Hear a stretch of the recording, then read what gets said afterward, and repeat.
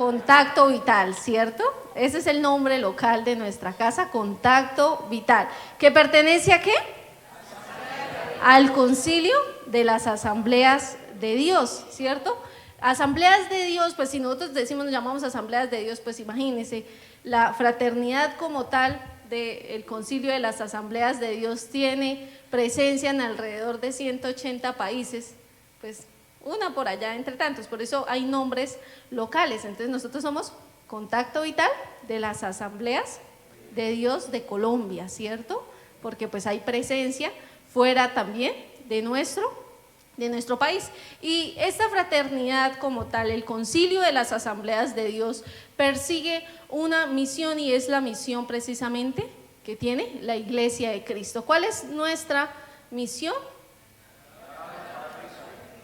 Ganar almas, ¿cierto? Es extender el reino de Dios. Ese es el propósito de la Iglesia de Cristo acá en la tierra. Por eso el Señor no nos salva y nos lleva de una vez. Bueno, con algunas personas sí pasa eso, ¿cierto? Pero en general el Señor nos da la oportunidad de ser parte de la extensión de su reino acá en la tierra.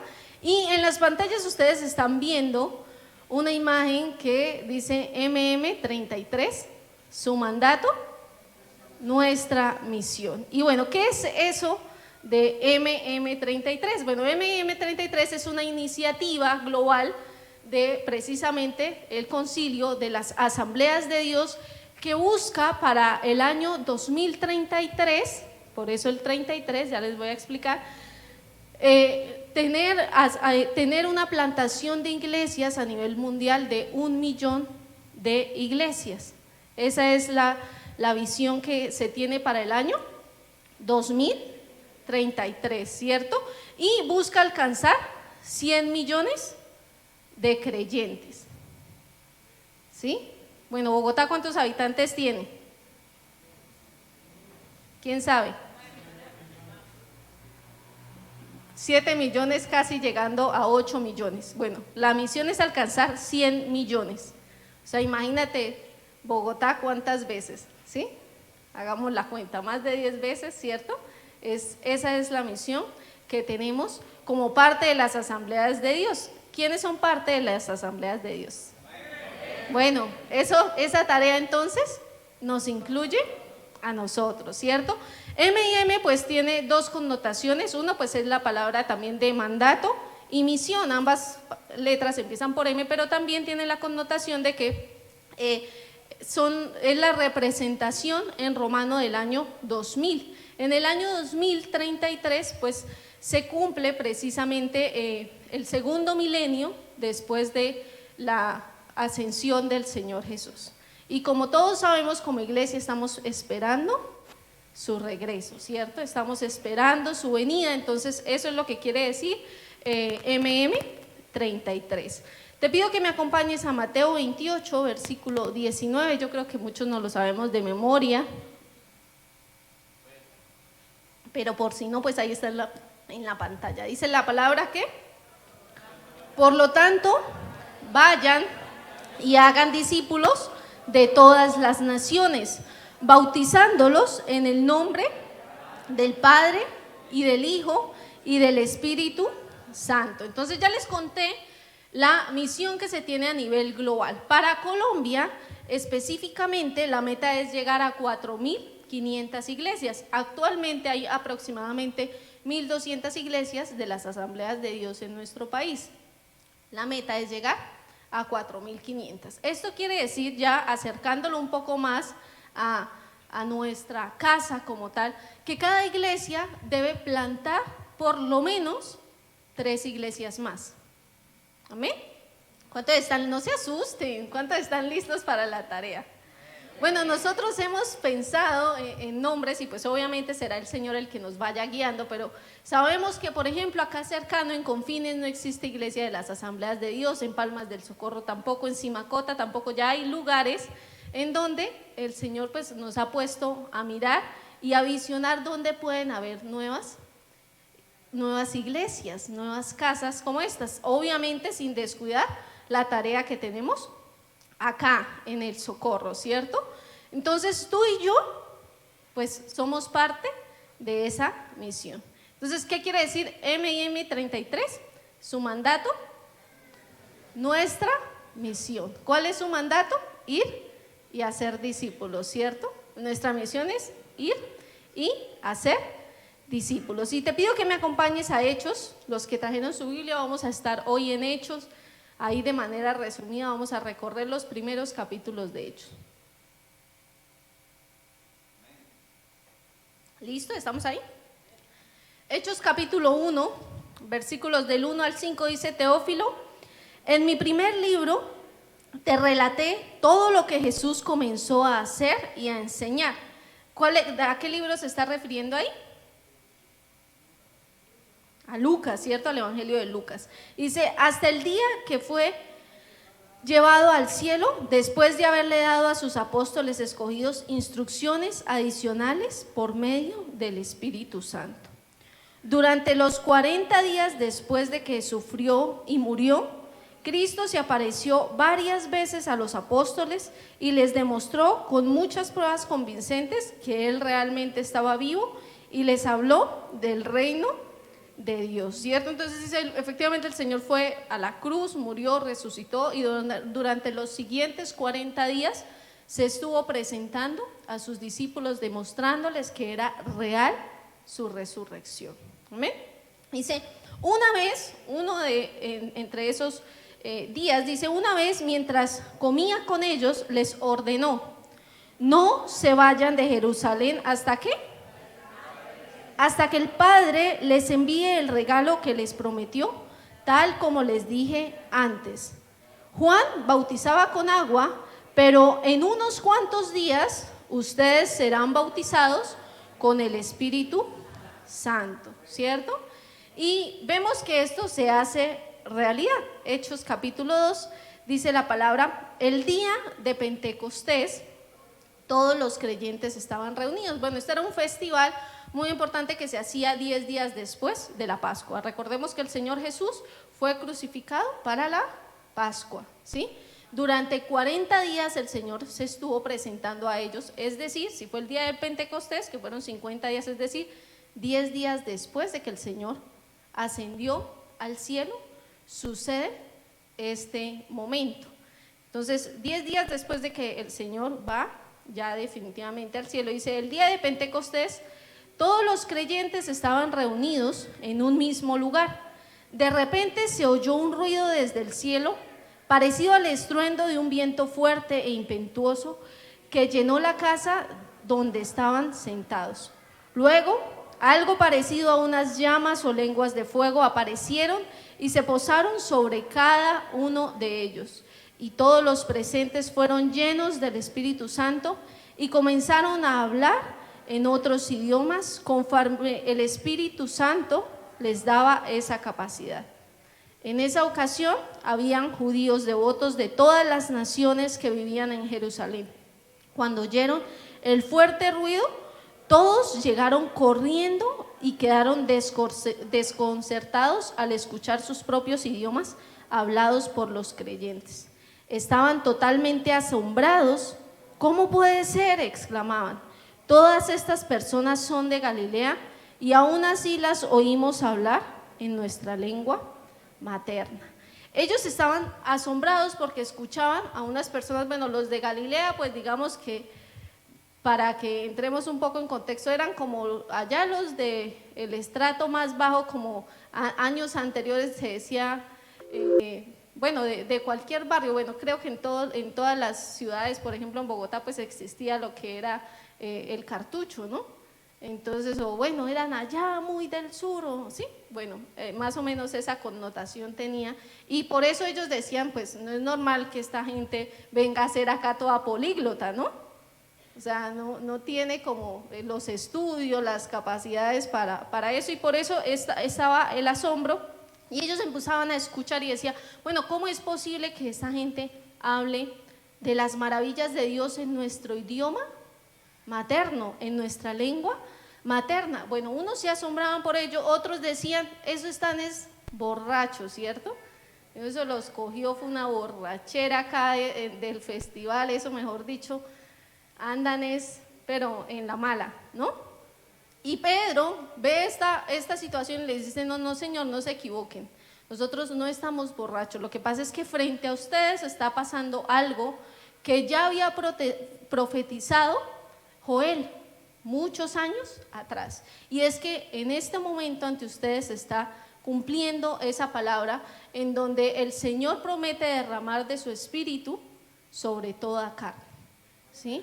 Sin importar si eran jóvenes, si eran adultos, si eran hombres, si eran mujeres, el Espíritu de Dios estaba manifestándose y se estaba haciendo real en la vida de estas personas. Y bueno, ahí Pedro empieza a hacer su predicación y él les dice que todo aquel que invoque el nombre del Señor será salvo.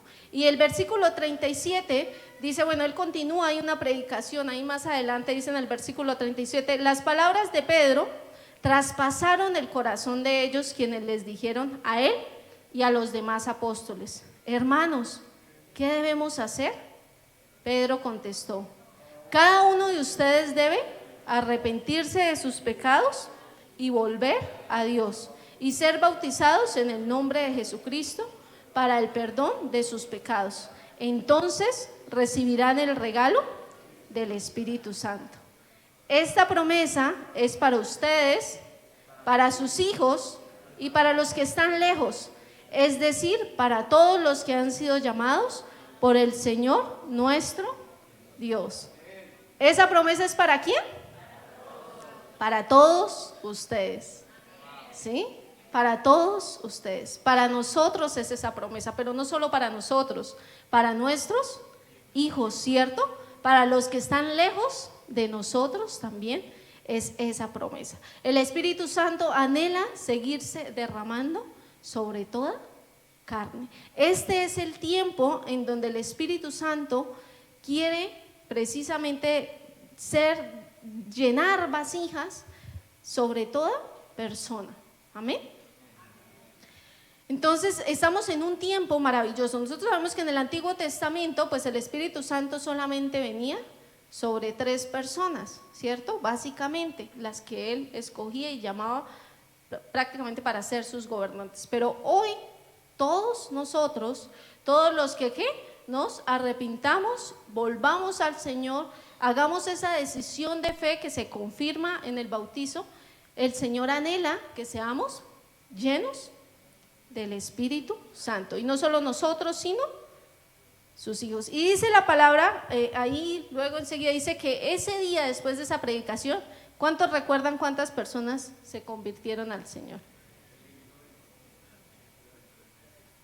3,000 personas se convirtieron en ese momento, ¿sí? Después de una predicación. Imagínate tú que prediques una vez con toda la pasión y se conviertan 3,000 personas. Genial, ¿cierto?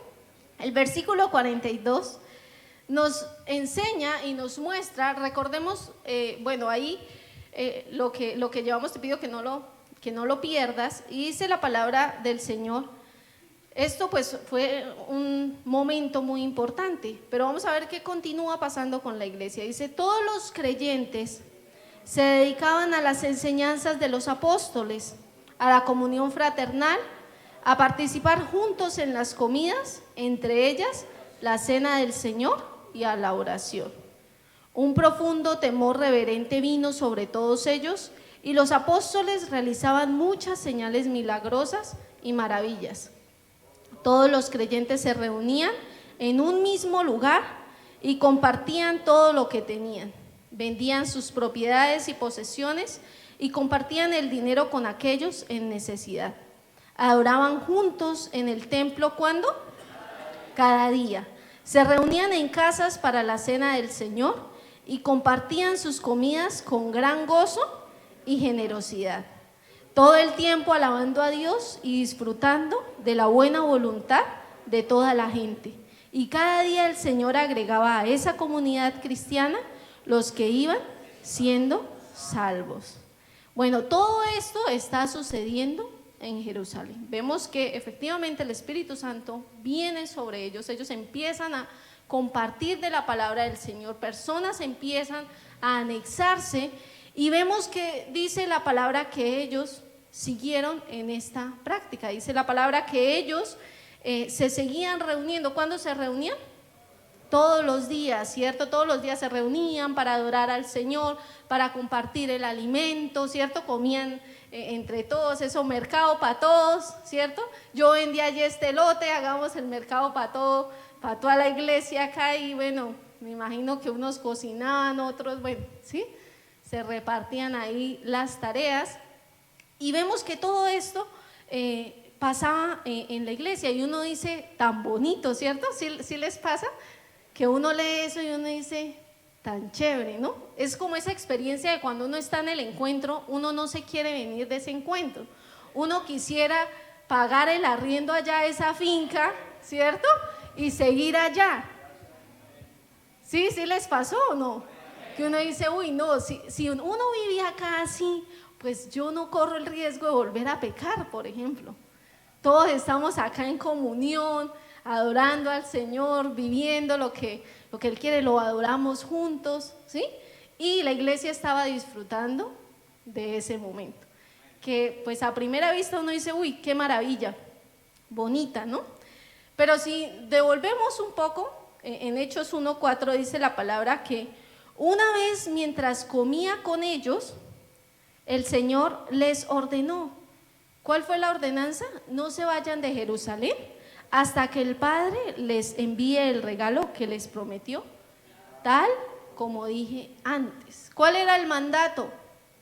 No irse de Jerusalén hasta que viniera el Espíritu Santo. ¿El Espíritu Santo vino?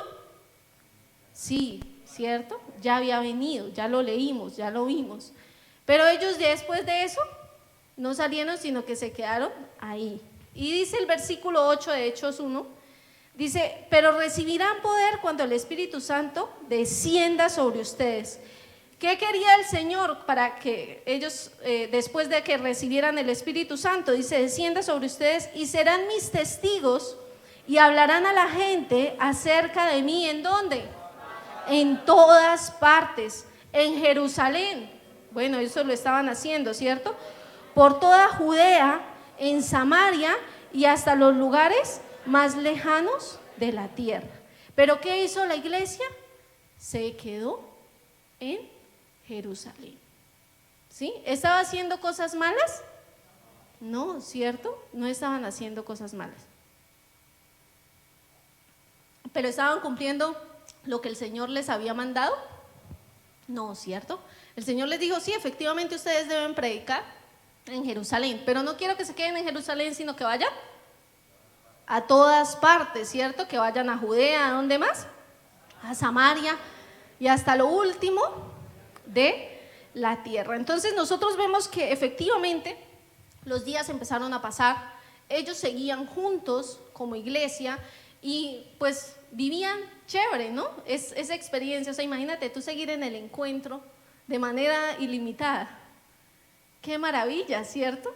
Qué bendición, pero realmente no era lo que el Señor quería. Y vemos que el Señor realmente los respaldaba a ellos, sucedían milagros, más personas llegaban a Él, pero a causa de que ellos empezaron como a acomodarse, nosotros nos damos cuenta que ellos empiezan a tener problemas, aunque suceden milagros. Recordamos un milagro que genera otro alcance de almas fuerte, y es por el caso del hombre que está lisiado de sus pies, que es cojo.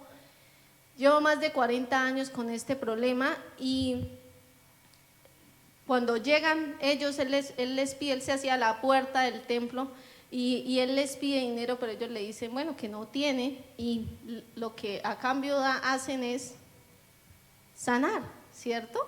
Es sanar a este hombre, y esto les genera problemas. Y en Hechos capítulo 5 versículo 12 dice la palabra, los apóstoles hacían muchas señales milagrosas y maravillas entre la gente, y todos los creyentes se reunían con frecuencia. Miremos qué está pasando con la iglesia en este momento. Ellos se seguían reuniendo con frecuencia en el templo, en el área conocida como el Pórtico de Salomón, pero nadie más se atrevía a unirse a ellos, aunque toda la gente los tenía en alta estima. ¿Por qué sería que nadie más se buscaba acercar a ellos? Porque se dieron cuenta ya de los problemas que ellos empezaron a tener y que empezaron a ser perseguidos. Dice, pero nadie más se atrevía a unirse a ellos, aunque toda la gente los tenía en alta estima. Sin embargo, cada vez más personas, multitudes de hombres y mujeres creían y se acercaban al Señor. Ahí en el capítulo 6 dice, al multiplicarse los creyentes, rápidamente hubo muestras de descontento.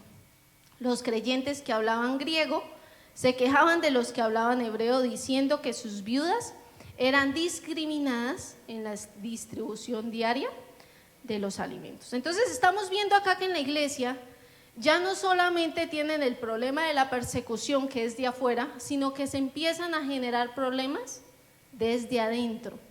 Dice la palabra que empezaron a multiplicarse tanto los creyentes que rápidamente crecían y empezaron a haber muestras de descontento entre ellos. Y es que cuando la iglesia no está haciendo lo que fue llamada a hacer, entonces por dentro la iglesia se empieza a destruir. Y entonces sale el chisme, sale la murmuración, sale la queja, empieza el descontento. No, pero es que a mí eso no me gusta así, a mí me gustaría que fuera así. Ay, no, es que mire que están desatendiendo, esta gente está teniendo privilegio más que la otra. ¿Por qué? Porque no están haciendo lo que Dios quería que hicieran. Si ellos hubieran hecho lo que el Señor quería que hiciera, igual uno pues, ahí vamos a ver que tarde que temprano le tocó, ¿no? Le tocó a la iglesia hacerlo. Y vemos que empezaron a tener esos problemas. Dice que el problema primero fue que se empezaron a quejar que las viudas de los griegos estaban siendo desatendidas. Y uno piensa, viendo tantas señales milagrosas, ¿cierto? A uno le parece una locura que se pongan como con esas bobadas, es para uno, pero eso pasa. Y a veces dentro de la misma iglesia, a causa de que no se está haciendo lo que se debe estar haciendo, que no se está enfocado en lo que el Señor nos llamó a hacer, empiezan a ver esos problemas, esas murmuraciones, esas divisiones, esas fracturas dentro de la misma iglesia, porque no estamos enfocados en lo que realmente tenemos que hacer. Entonces nos damos cuenta que los creyentes estaban muy preocupados por sí mismos, ellos. Y no está mal, obviamente, que uno se ocupe de su vida espiritual, ¿cierto? Ellos querían permanecer adorando al Señor. Y antes, años atrás, de pronto las personas que llevan muchos años acá en la iglesia, yo pues no llevo tantos, pero sí conozco de la iglesia, porque bueno, pues para los que de pronto no han escuchado, bueno, mi abuela, ella conoció el evangelio siendo muy joven y ella me llevaba y bueno, ella en medio de toda su experiencia a veces nos contaba historias y uno se da cuenta que el formato de la iglesia muchas veces era, o sea, buscaban hacerlo como al estilo de la iglesia primitiva, ¿sí? Que entre más reuniones hubieran, como que más santa era la gente, ¿cierto? Como que más devota podía estar, pero realmente no se cumplía con lo que el Señor quería y era precisamente esa gran comisión de ir y hacer discípulos, que la iglesia no se concentrara en cuatro paredes, sino que saliera, ¿cierto? Eso era lo que el Señor quería. Obviamente el orar, el adorar al Señor todos los días es necesario, ¿sí? El crecimiento espiritual y personal es necesario, pero no podemos ser dependientes, no podemos volver de la iglesia a un lugar que supla esas necesidades, porque es una relación realmente personal. A pesar de que ellos tenían un referente como fue Moisés, que para ellos pues era un referente muy importante, ellos empezaron a adoptar eso en sus vidas, que realmente no trajo del todo bendición. Entonces vemos que sí, efectivamente en lo externo parecía bueno, pero si vamos a lo profundo vemos que realmente no era lo que Dios realmente estaba buscando. Y acá tiene que suceder algo triste, y es que aparece el primer mártir registrado, pues me refiero en la palabra, y es Esteban. Y Esteban es un hombre que la palabra del Señor nos describe como un hombre lleno del Espíritu Santo, ¿cierto? Un hombre que el Señor usaba en señales y en milagros poderosísimos. Y te pido que vayamos ahí a Hechos 7:59. Este es el momento en donde, bueno, él muere a causa de una acusación que hacen otras personas que son pagadas para que hagan esa acusación, y la acusación es que él estaba blasfemando en contra de Moisés. Entonces para ellos pues Moisés pues fue la persona que les deja la ley, ¿sí? Es un líder muy muy importante para ellos, así como Abraham también. Y dice en Hechos 7:59, dice: mientras lo apedreaban, Esteban oró: Señor Jesús, recibe mi espíritu. Cayó de rodillas gritando: Señor, no los culpes por este pecado. Dicho eso, murió. Y es un momento muy triste, ¿cierto?, para la iglesia. Pero a veces hay momentos en nuestra vida que pueden ser tristes y dolorosos, pero que marcan un nuevo comienzo, marcan una nueva historia, marcan una nueva pauta. Y ahí termina el capítulo 7, y en el versículo 8 dice: Saulo fue uno de los testigos y estuvo totalmente de acuerdo con el asesinato de Esteban. Ese día, dice la palabra, ese día comenzó una gran ola de persecución que se extendió por toda la iglesia de Jerusalén. Y todos los creyentes, excepto los apóstoles, fueron dispersados. ¿Por dónde? ¿Por las regiones de qué? De Judea y Samaria, donde ellos debían ir, donde el Señor ya les había dicho que debían estar, ¿cierto? Y pues tristemente tuvo que pasar esto, para que, es un momento duro, y a veces hay momentos y circunstancias en la vida que uno no se explica el por qué, pero si esto no sucede, muy probablemente la iglesia sigue allá en Jerusalén y tú y yo probablemente ni conozcamos del evangelio, porque ellos iban a volver viejitos y pues se iban a morir, ¿no? ¿Sí? Entonces vemos que esto es algo que el Señor permite que suceda, y entonces dice la palabra que ellos fueron dispersados por las regiones de Judea y Samaria. Dice: con profundo dolor, unos hombres consagrados enterraron a Esteban. Y Saulo iba por todas partes con la intención de acabar con la iglesia. Iba de casa en casa, y te pido que te imagines realmente este momento. Dice: iba de casa en casa y sacaba a rastras tanto a hombres como a mujeres y los metía en la cárcel. Así que los creyentes que se esparcieron predicaban la buena noticia acerca de Jesús a donde quiera que iban. Y de esa manera, realmente las buenas noticias de Jesús empezaron a extenderse hasta nuestros días. Y nuestra tarea es seguirla extendiendo, ¿cierto? No pensando en nosotros mismos. Si nosotros pensamos en nosotros mismos y en nuestra comodidad, que levantemos acá un montón de piezas, todos nos venimos a vivir acá, ¿cierto? Y estamos todos juntos, compartimos el pan, ¿sí? Los que tienen más aportan, ¿sí? Y todos, nadie pasa necesidad. Uno dice, chévere, bonito así, pero no es lo que realmente quiere el Señor. El Señor quiere que su iglesia salga de las cuatro paredes. El Señor quiere que nosotros vayamos y que dejemos de pensar en nosotros mismos y pensemos en todos los que faltan ser alcanzados, ¿cierto? Eso es lo que el Señor anhela. Entonces, obviamente hay muchas cosas que son bonitas y que nosotros vemos.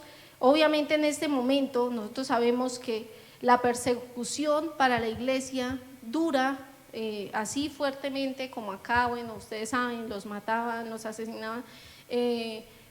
Durante 3 siglos ellos viven de una manera tremenda, pero es la forma en como el evangelio también se esparce, porque miren, cada uno corra por su vida y donde estaba, pues predique del Señor, ¿cierto? Entonces se expande de una manera tremenda el evangelio. Y en Hechos 5 dice que nadie se atrevía a unirse a ellos. Ese ya lo habíamos leído, ¿no? Dice, pero aunque toda la gente los tenía en alta estima, ¿cierto? Dice que toda la gente tenía a los cristianos, obviamente a muchos les daba miedo unirse a ellos, pues porque estaban siendo perseguidos, pero eran personas que la gente los tenía en alta estima. Y ahora yo te pregunto, ¿en qué estima te tienen tus vecinos? ¿En qué estima te tiene tu familia? ¿En qué estima te tienen tus compañeros de trabajo y de estudio? Los cristianos se caracterizaban por ser personas de alta estima, ¿cierto? No con los de la iglesia, porque pues eso es fácil, ¿no? Bueno, a veces no tanto tampoco, ¿cierto? Pero pensemos por un momento, ¿qué pensarán nuestros vecinos de nosotros? ¿Qué pensarán nuestros compañeros de trabajo, de estudio? ¿Sí? Y los cristianos se diferenciaban porque eran personas de alta estima.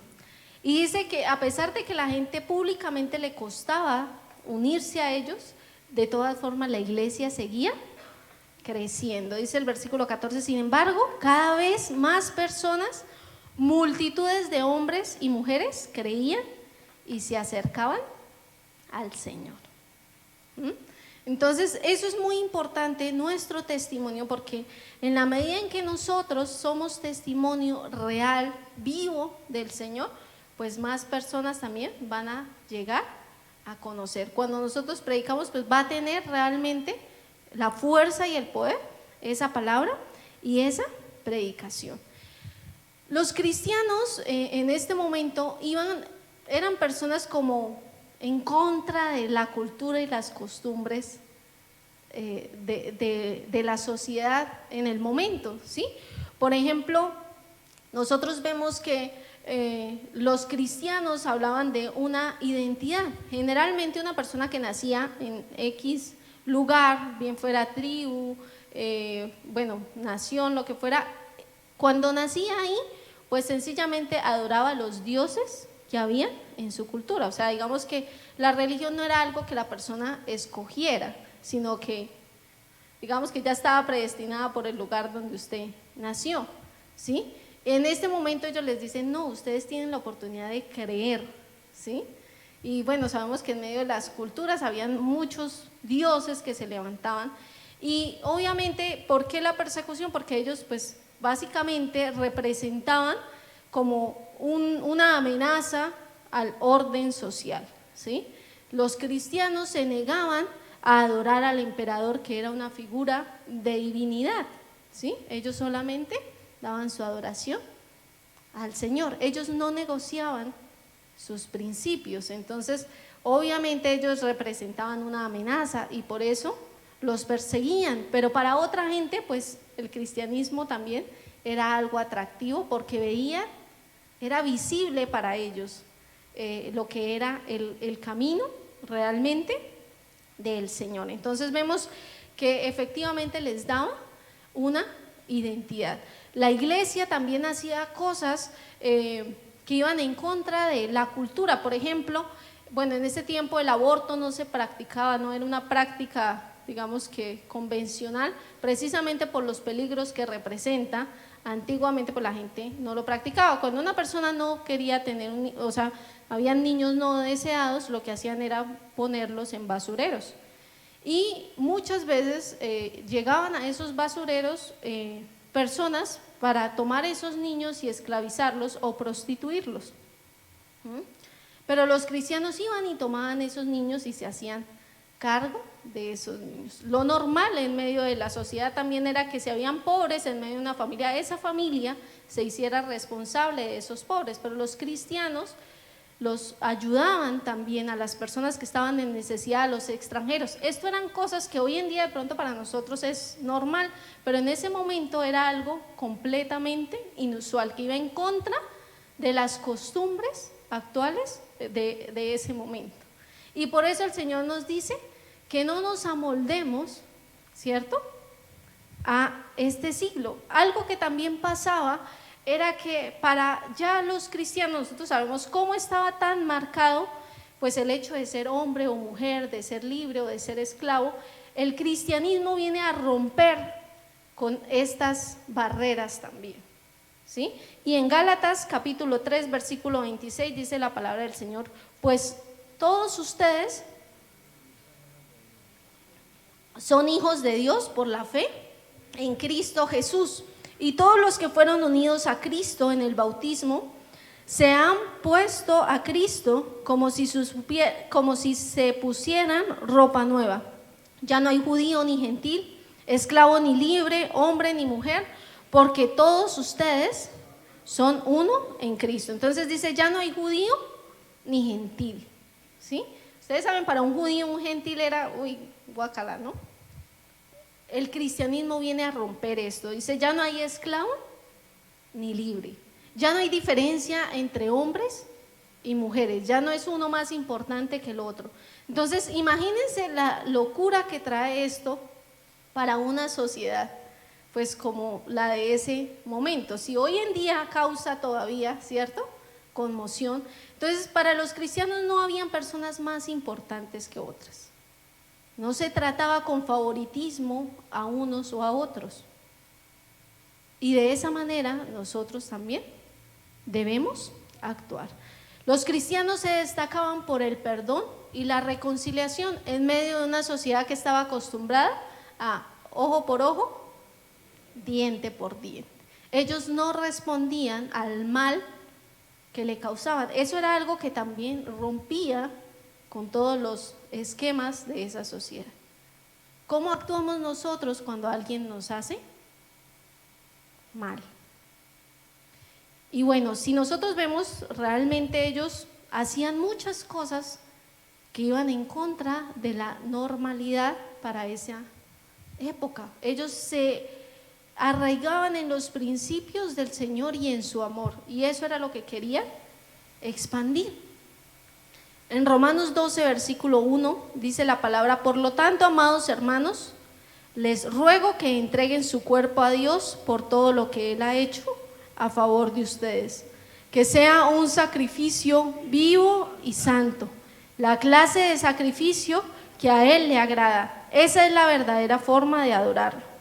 No imiten las conductas ni las costumbres de este mundo. Ya entendemos un poco más, ¿no? Porque una vez se lee este versículo de pasadón, pero vemos realmente todo lo que representa estas palabras. Dice que no imitemos las conductas ni las costumbres de este mundo, porque una vez dice, ay no, pero es que yo tengo el derecho, ¿cierto? Lo justo es esto, lo justo es aquello. Y dice, más bien dejen que Dios los transforme en personas nuevas al cambiarles la manera de pensar. Entonces aprenderán a conocer la voluntad de Dios para ustedes, la cual es buena, agradable y perfecta. Entonces, como iglesia, en este 2023 tenemos ese propósito: trabajar por ser realmente personas nuevas, con una mente transformada, ser una iglesia que sale, una iglesia que no se queda en cuatro paredes, sino que trasciende, ¿cierto? Una iglesia que no se acomoda, una iglesia que no solamente piensa en sí mismo y en estar en su llenura espiritual personal, sino que se preocupa por los que aún faltan por llegar. No les digo que todo el socorro va a ser para Cristo, porque pues vemos que no es así, pero sí podemos hacer un trabajo, y es predicar en todo el socorro a Cristo. Amén. Uy, tan poquitos. Yo veo la iglesia llena y me quedé con tan poquitos. Bueno, ¿cuántos se van a unir? ¿Cuántos se van a subir a ese bus? Vamos a hacer la tarea, vamos a empezar a hacer ese trabajo, y por eso en este año estamos apenas en enero, pero pues ya los días avanzan a toda velocidad. Hay cambios y hay cosas que vamos a hacer porque precisamente sabemos el compromiso que tenemos, no solamente pues como iglesia local, sino también pues desde el concilio está ese mover y ese despertar de ir y avanzar y alcanzar a más personas, de no quedarnos acomodados en la silla donde estamos, que tan bonito que es reunirnos, tan bonito que es estar todos juntos, pero tanta gente allá afuera todavía perdiéndose y destruyéndose, ¿cierto? Entonces Hay unos cambios relevantes. Uno de ellos es que a partir de febrero, ¿a partir de cuándo? De febrero ya no vamos a tener las noches de adoración, la Santa Cena sí, ya no van a ser noches de adoración, sino que van a ser mañanas de adoración. ¿A qué horas van a ser esas mañanas de oración? A las 5 de la mañana, ¿sí? ¿Eso qué nos va a permitir como iglesia? De pronto alguna gente dice, ay no, y ahora van a quitar el culto de la noche, el servicio de la noche. No, no lo vamos a quitar, se va a cambiar es de horario. Así que si a ti te encanta estar en la iglesia reunido, pues te invitamos a las 5 de la mañana ese mismo día. No es un cambio de día ni nada de eso, no es el mismo día, solo que va a ser ahora a las 5 de la mañana. Pero ¿qué queremos en ese espacio lograr como iglesia? Que esa noche es una noche en la que podemos trabajar pues tanto en nuestra propia casa, que es ese primer lugar que necesitamos levantar, como también en poder hacer vida social con otras personas y alcanzar a otras personas. Entonces, al despejar una noche, las personas que están comprometidas en esta casa, pues van a tener una franja más amplia para hacer la tarea que el Señor nos ha llamado a hacer, ¿sí? La idea de ese miércoles no es que llegue usted y se ponga ya a ver televisión, que se vaya a echar el partidito de fútbol, no. Realmente la idea es que aprovechemos el tiempo. Obviamente, bueno, si usted en ese partidito de fútbol tiene un propósito específico, pues vaya, porque hace parte de esa vida social también, ¿no? Pero que no sean cosas sin propósito, o sea, que como hijos de Dios seamos buenos administradores del tiempo, como dice su palabra, entendiendo que los días son malos, ¿cierto? Y necesitamos aprovechar muy bien el tiempo, ¿sí? Que no sea una pérdida de tiempo esa noche, sino que realmente le saquemos el mejor provecho. Amén. Entonces, bueno, a partir de febrero, entonces vamos a tener reunión entre semana, ¿a qué horas? A las 5 de la mañana, ¿cierto? Y la cena del Señor sí va a seguir siendo el primer miércoles de cada mes. ¿A qué horas? A las 7 de la noche, ¿sí? La idea es que las otras semanas pues podemos aprovechar y hacer esta tarea tan importante que tenemos como iglesia. Como iglesia entendemos que necesitamos ir, ¿sí? El Señor dijo, vayan, ¿cierto? Necesitamos ir a hacer discípulos. Te pido que me acompañes a Primera de Pedro, esa no va a estar en las pantallas, así que usa tu Biblia, por favor.